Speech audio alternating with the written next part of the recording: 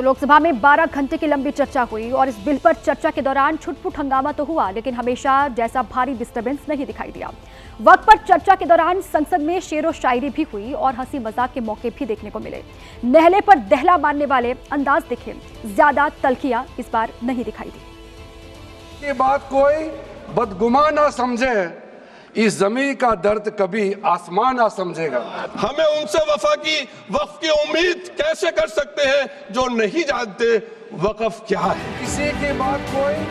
संसद में वक्फ पर शायरियों से भी वार पलटवार हुए। किरण रिजिजू ने अपने भाषण के शुरुआती 5 मिनट में ही एक शायरी पढ़ी।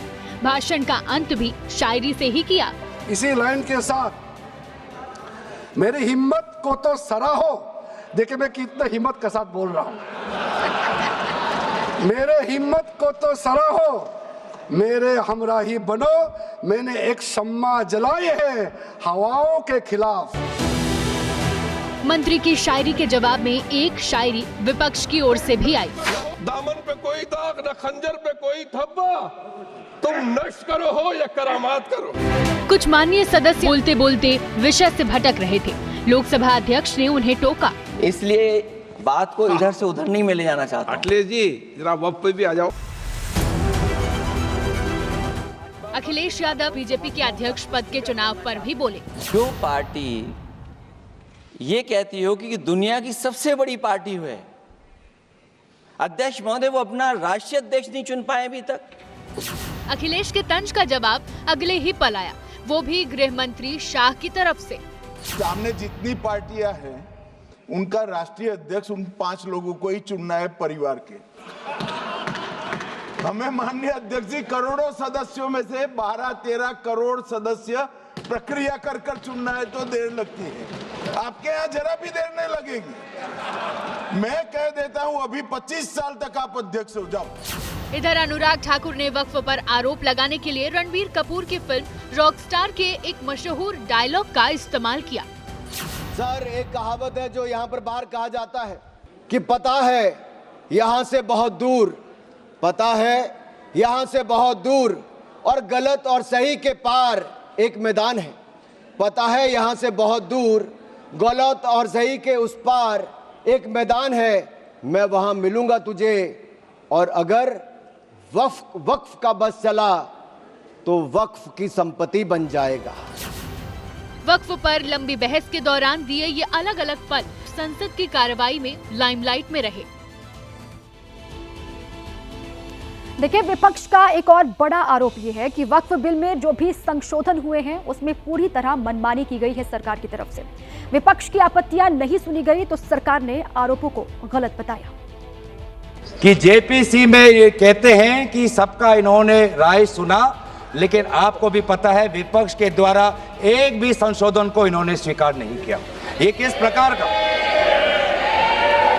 हमने भी बहुत से जेपीसी देखे हैं सर, ऐसा जेपीसी नहीं देखा जहां पर क्लॉज बाय क्लॉज डिस्कशन भी नहीं हुआ सर। वक्त अमेंडमेंट जो बिल लाए हैं उसमें जेपीसी का कई रिकमेंडेशन है जिसको हमने समर्थन किया है और एक्सेप्ट किया हमने यहाँ इस बिल में लाया।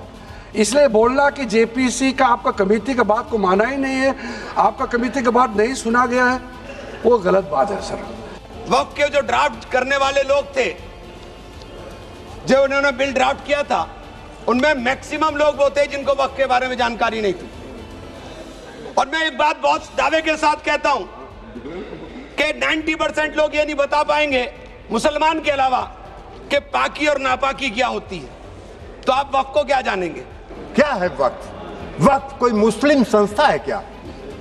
वक्फ एक तरह का ट्रस्ट है, जो ट्रस्ट मुसलमानों के हक में काम करने के लिए बनाया जाता है। तो वक्फ संशोधन बिल ने पहली परीक्षा लोकसभा में पास होकर पार कर ली है, लेकिन अब बारी राज्यसभा पर टिकी हुई है। राज्यसभा में आज ये बिल पेश किया जाएगा और कौन कौन से वक्ता होंगे सरकार की तरफ से? सुधांशु त्रिवेदी, बृजलाल, मेधा कुलकर्णी सरकार का पक्ष रखेंगे। ये सरकार के वक्ता के तौर पर अपनी बात रखेंगे इस बिल को लेकर। इसके अलावा शमिक भट्टाचार्य, राधा मोहन दास अग्रवाल, गुलाम अली, वक्ता के तौर पर नियुक्त किए गए हैं, जो सरकार का पक्ष राज्यसभा में रखेंगे। कांग्रेस के वक्ता होंगे अभिषेक मनु सिंघवी, नासिर हुसैन और इमरान प्रतापगढ़ी, जो कांग्रेस का इस पर क्या स्टैंड है वो क्लियर करेंगे। टीएमसी के वक्ता नदीमुल हक और सुष्मिता देव होंगे, जो टीएमसी का पक्ष रखेंगे और इस बिल की खामियों को बताएंगे, क्योंकि टीएमसी लगातार इसका विरोध कर रही है। तो इस बड़ी खबर पर लगातार बनी हुई है एबीपी न्यूज की नजर।